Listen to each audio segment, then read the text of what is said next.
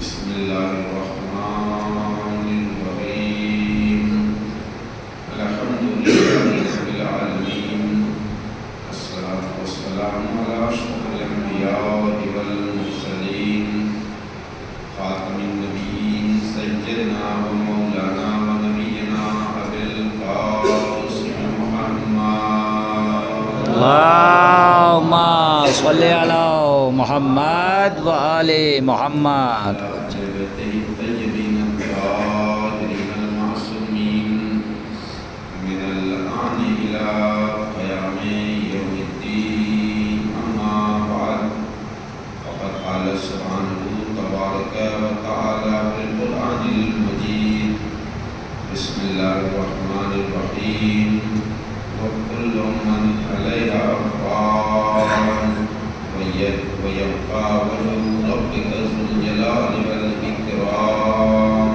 صلوات اللهم صل على محمد وآل محمد وجل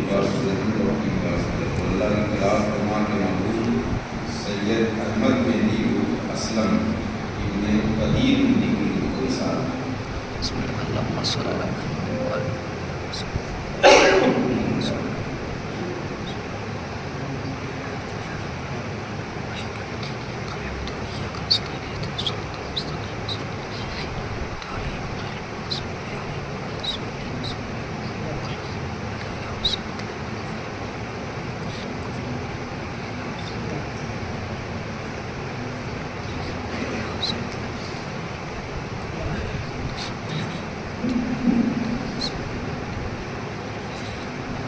چیک صلوات محمد وآل محمد محترم و معزز سامعین، ایصال ثواب ہم اور آپ کے لیے ایک ایسا عظیم شان دروازہ ہے جو مرنے کے بعد بھی ہمارے لیے کھلا رہتا ہے۔ بے شک اور اکثر و بیشتر ایسا ہوتا ہے کہ بڑے بڑے گناہگار بھی مرنے کے بعد اپنی اچھی اولاد کی وجہ سے معاف کر دیے جاتے ہیں، بے شک بخش دیے جاتے ہیں۔ اور تاریخ میں بہت سے ایسے واقعات ملتے ہیں کہ بندہ اللہ کے عذاب سے معذب ہو رہا تھا، اس کے اوپر اللہ کا عذاب نازل ہو رہا تھا، مگر تھوڑی ہی دیر کے بعد اللہ کی طرف سے نازل ہونے والا عذاب رحمتوں میں بدل گیا۔ پوچھا گیا سرکار ایسا کیسے ہو سکتا ہے کہ اللہ کا ابھی عذاب نازل ہو رہا تھا اور ابھی چند گھنٹوں کے بعد چند دنوں کے بعد آپ فرما رہے ہیں کہ اس کی قبر پہ اللہ کی رحمت برس رہی ہے۔ معلوم ہے رسول اللہ سرکار دو عالم حضرت محمد مصطفیٰ اللهم صل على محمد وآل محمد۔ آپ نے ارشاد فرمایا کہ یقیناً اس کی قبر پہ عذاب ہو رہا تھا، لیکن اصل میں مرنے والے نے ایک بیٹا چھوڑا تھا، مرنے والے کا ایک بیٹا تھا۔ آج اس بیٹے کا ایک مدرسے میں ایڈمیشن ہوا اور مولانا صاحب نے اس کو پڑھایا کہ پڑھو بسم اللہ الرحمن الرحیم۔ بچہ چھوٹا تھا، اپنی تتلی زبان میں کہہ رہا تھا کہ بسم اللہ الرحمن الرحیم۔ وہ پروردگار کی رحمت جوش میں آئی اور کہا کہ جس کا بیٹا اپنی تتلی زبان میں مجھے رحمان کہہ رہا ہے، مجھے رحیم کہہ رہا ہے، اس کے قبر پہ پہ عذاب دوں یہ میری شان کے خلاف ہے، لہذا اللہ نے اس عذاب کو رحمت میں بدل دیا۔ یہ ایک عظیم مثال ثواب ہے۔ جیسے میں نے آپ سے کہا خطبے میں کہ آپ اپنے بچوں کو اللہ کے نام یاد کرائیے، اللہ کے نام، یا رحمان ہو، یا رحیم ہو، یا کریم ہو، یا حبیب ہو، یا طبیب ہو، یا غفور ہو، یا رؤوف ہو، بہت سارے نام ہیں، تو کم از کم سارے بچوں کو 14 نام تو یاد ہو۔ اب جو ہے آپ کا بیٹا اگر آپ کے مرنے کے بعد ایک تسبیح اٹھائے اور پڑھے کہ یا غفور ہو، یا غفور ہو، اے معاف کرنے والے، اے بخشنے والے، تو ہو سکتا ہے کہ یا غفوروں کی تسبیح کے صدقے میں اللہ یہ کہے کہ میں جس کی قبر پہ عذاب نازل کر رہا ہوں اس کا بیٹا کہہ رہا ہے کہ معبود تو بخشنے والا ہے، تو مغفرت کرنے والا ہے، تو اس کے تسبیح کی وجہ سے ہو سکتا ہے قبر کا عذاب ہٹ جائے اور وہ لائق رحمت بن جائے۔ صلوات پڑھیں۔ اللہم صلی علی محمد وآل محمد۔ اور آپ جانتے ہیں کہ یہ تو شان مزاج ہوتی ہے، یہ شان مزاج ہوتی ہے کہ نارمل جس کے اندر رحم نہ ہو، محفوظ کیجئے گا اس جملے کو، بڑا قیمتی جملہ ہے، جس کے اندر رحم نہ ہو آپ اس سے کہیے کہ بڑے رحم دل ہو، بہت رحم کرنے والے ہو، تو اس کے دل میں رحم و کرم کی ایک کرن ٹوٹ جائے گی۔ تو میں کہیں ہوں پھر بھی تعریف ہو رہی ہے، ایک رحم دلی کی کرن ٹوٹ جائے گی، تو ظاہر ہے کہ جس نے رحمتوں کو خلق کیا ہو، جو سارے رحم و کرم کا پیدا کرنے والا ہو، جب ہماری اولاد اس کو رحمان و رحیم کہے گی تو یہ غیر ممکن ہے کہ ہمارے اوپر وہ اللہ عذاب نازل کرے۔ ایک اور سوال پڑھیں۔ اللہم صلی علی محمد وآل محمد۔ اور اب یہاں تک آ گیا تو ایک جملہ اور کہتے ہیں، یہاں پر بہت محنت و مشقت کرنے کے بعد بھی لوگ اپنے بچوں کو یہاں مدرسہ پڑھنے کے لیے بھیجنے کو تیار نہیں ہیں۔ لوگ اتنے بزی ہیں، ان کے پاس ٹائم نہیں ہے، بیچارے دور دور رہتے ہیں، وہ کیسے لے آئیں گے؟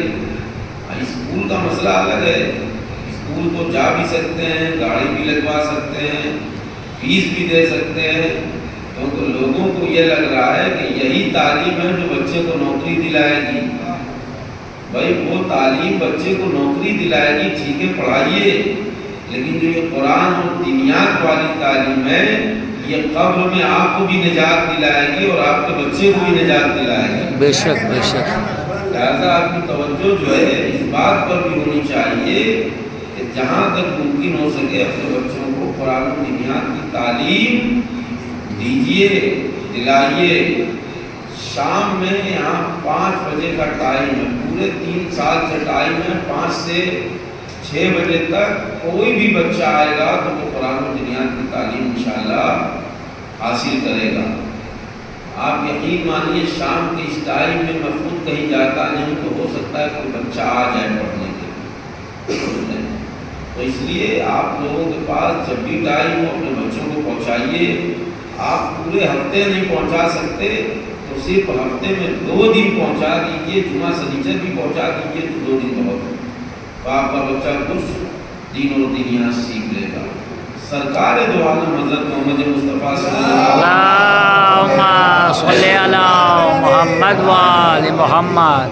آپ نے یہی فرمایا تھا کہ اس بچے نے جا کے بسم اللہ کیا ہے مدرسے میں، تو اب جس کا بیٹا مجھے رحمان و رحیم کہہ رہا ہے اس کے اوپر میں عذاب نازل کروں، یہ میرے مزاج کے خلاف ہے۔ تو میرے عزیزو ظاہر ہے کہ گناہگار تو ہم اور آپ سب ہیں، اور گناہوں کا شائبہ انسانوں سے ہی ہوتا ہے، فرشتوں سے ہوتا نہیں ہے، جبریل سے ہوتا نہیں ہے، اور اگر ہم سے گناہوں کے چانسز نہ ہوتے تو پھر اللہ غفار الذنوب کیوں ہوتا؟ بھائی اللہ کا یہ نام ہے نا، غفار الذنوب، گناہوں کا بخشنے والا۔ تو اگر گناہوں کے چانسز تو صرف ہم اور آپ سے ہیں نا، انسانوں سے ہیں۔ بھائی جانوروں سے تو گناہ نہیں ہوتا نا، ان سے اچھے برے کا حساب نہیں ہوگا۔ فرشتے جبریل میکائیل جتنی بھی اللہ کی مخلوق ہے دنیا میں، اس میں کسی سے گناہوں کے چانسز نہیں ہیں، اور اگر ہیں بھی تو ان کا حساب و کتاب نہیں ہونے والا ہے۔ صرف اس زمرے میں ہم انسان آتے ہیں کہ ہمارا حساب و کتاب ہونا ہے۔ تو اس لیے جب حساب و کتاب ہونا ہے تو ہم اپنی زندگی کو ایسی ہی بنائیں کہ ہم اس حساب و کتاب کے لیے تیار رہیں، تاکہ یہ دنیا بھی ہمارے لیے کامیاب ہو اور آخرت بھی ہمارے لیے کامیاب ہو۔ ایک اور سوال کریں۔ اللہم صلی علی محمد وآل محمد۔ بس میرے عزیزوں و دوستو، جن مرحوم کی سارے ثواب کی مجلس سے اللہ ان کے درجات کو بلند فرمائے، ان کے گناہان صغیرہ و کبیرہ کو معاف فرمائے۔ یقیناً ہمارے سامنے کوئی بھی غم آتا ہے تو ہماری نظروں کے سامنے سب سے پہلے کربلا کے سلگتے ہوئے صحرا کا وہ غم آتا ہے، جو غم کائنات مٹ جائے گی مگر وہ غم کائنات کی طاقت نہیں مٹا سکتی، کیونکہ وہ غم اتنا بڑا غم ہے۔ جہاں پر 6 مہینے کے بچے کو پیاس سے تڑپتا ہوا آسمان و زمین میں دیکھا ہے، وہ کربلا کا صحرا ایسا صحرا ہے جہاں عباس و علی اکبر کے جنازوں کو آسمان اور زمین نے بہت غور سے دیکھا ہے۔